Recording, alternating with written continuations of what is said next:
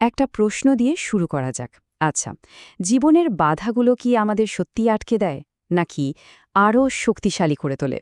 আজকের এই আলোচনায় আমরা ঠিক এটাই দেখব, কিভাবে সংগ্রাম আর নানা রকমের প্রতিবন্ধকতা আমাদের এগিয়ে যাওয়ার আসল শক্তি হতে পারে। চলুন এ ব্যাপারটা একটু গভীরে গিয়ে বোঝা যাক। মাঝে মাঝে জীবনটাকে কি একটা বিরাট সংগ্রাম বলে মনে হয় না? যেন প্রতিটা পদক্ষেপে কেবলই বাধা আর বাধা। মনে হয় কোনো একটা অদৃশ্য শক্তি যেন পেছন থেকে টেনে ধরছে, কিছুতেই সামনে এগোতে দিচ্ছে না। এই অনুভূতিটা কিন্তু আমাদের অনেকের কাছেই বেশ পরিচিত, তাই না?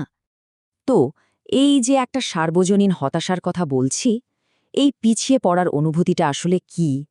যখন মনে হয় যে চারপাশের সবকিছুই যেন আমাদের বিরুদ্ধে কাজ করছে, তখন ঠিক কেমন লাগে?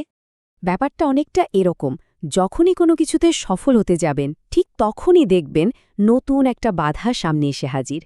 এই যে একটা লাগাতার বিরোধিতা, এর মুখে দাঁড়িয়ে হতাশ হয়ে যাওয়াটা কিন্তু খুবই স্বাভাবিক।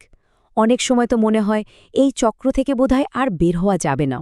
কিন্তু কি হবে যদি এই বাধাকে দেখার পুরো দৃষ্টিভঙ্গিটাই বদলে ফেলা যায়? এখানেই আসছে একটা ঘুড়ির গল্প। খুব সাধারণ একটা গল্প, কিন্তু এটা আমাদের সংগ্রামকে দেখার পুরো ধারণাটাই হয়তো পাল্টে দিতে পারে। চলুন গল্পটা শোনা যাক।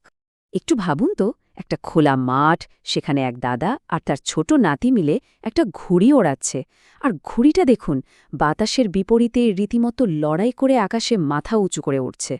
কি দারুণ একটা দৃশ্য, তাই না? হঠাৎ ছোট্ট নাতিটা তার দাদাকে বলে উঠল, দাদু দেখো, এই সুতোটাই তো ঘুড়িটাকে আটকে রেখেছে। এটা না থাকলে ঘুড়িটা আরও কত উঁচুতে উড়ে যেত। এই যে কথাটা, এটা কিন্তু আমাদের সাধারণ চিন্তাভাবনারই একটা প্রতিচ্ছবি। তো নাতির মনে প্রশ্নটা ঘোরপাক খাচ্ছে, এই বাঁধনটা ছিঁড়ে দিলেই কি ঘুড়িটা আসল স্বাধীনতা পাবে? সে দাদুকে জিজ্ঞেসই করে ফেলল, আচ্ছা, আমরা যদি সুতোটা কেটে দিই তাহলে কি হবে? আর এরপরই এলো গল্পের সেই মুহূর্তটা, যখন সেই সুতোটা সত্যি কেটে দেয়া হলো। কিন্তু ফলাফলটা, সেটা ছিল একদমই অপ্রত্যাশিত। চলুন দেখি কি হলো। নাতির কথা শুনে দাদু একটু হাসলেন। কিছু না বলে তিনি সত্যিই সুতোটা কেটে দিলেন। যেটাকে নাতির কাছে একটা বাঁধন বলে মনে হচ্ছিল, সেটা থেকে ঘুড়িটাকে একদম মুক্ত করে দিলেন। কিন্তু এরপর যা হলো সেটা ছিল একেবারেই ভাবনার বাইরে। সুতোটা কাটার সাথে সাথেই ঘুড়িটা যেন কেমন টালমাটাল হয়ে গেল, আর তারপর টাল সামলাতে না পেরে সোজাসুজি মাটিতে আছড়ে পড়ল। কিন্তু কেন এমন হলো? কেন ঘুড়িটা পড়ে গেল? এর উত্তরটা লুকিয়ে আছে প্রতিরোধের আসল উদ্দেশ্যের মধ্যে। এখান থেকেই আমরা বুঝতে পারব কিভাবে প্রতিরোধী আসলে উপরে ওঠার শক্তি যোগায়। এই ব্যাপারটাকে বলা যেতে পারে গঠনমূলক প্রতিরোধ। দেখুন, ঘুড়িটা কিন্তু বাতাসের প্রতিরোধের কারণেই উড়তে পারছিল। বাতাস তাকে নিচের দিকে ঠেলছিল, আর ঠিক সেই কারণে সুতোর টানে সে ওপরে উঠছিল। তার মানে কি দাঁড়ালো? বাতাস বা সুতো কোনোটাই কিন্তু ঘুড়িটার শত্রু ছিল না, বরং দুটোই ছিল তার ওড়ার জন্য একদম অপরিহার্য। এই ঘুড়ির গল্পটা কিন্তু হুবহু আমাদের জীবনের মতো।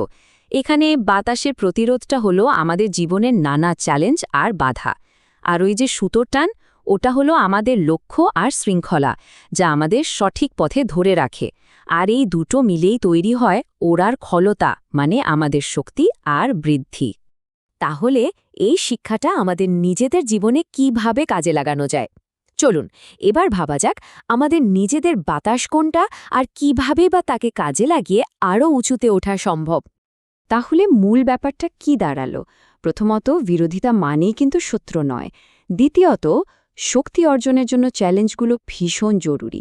আমাদের লক্ষ্য আর শৃঙ্খলাগুলোই সেই সুতোর মতো টান তৈরি করে, যা আমাদের ওপরে উঠতে সাহায্য করে।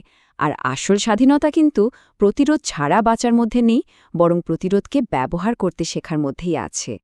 তার মানে যে জিনিসগুলোকে আমাদের প্রায় আটকে রাখার কারণ বলে মনে হয়, আসলে সেই জিনিসগুলোই আমাদের উঠতে সাহায্য করে। এখন প্রশ্নটা হলো, জীবনের কোন সংগ্রামটাকে শক্তি বানিয়ে আরও উঁচুতে ওড়ার জন্য ব্যবহার করা যায়?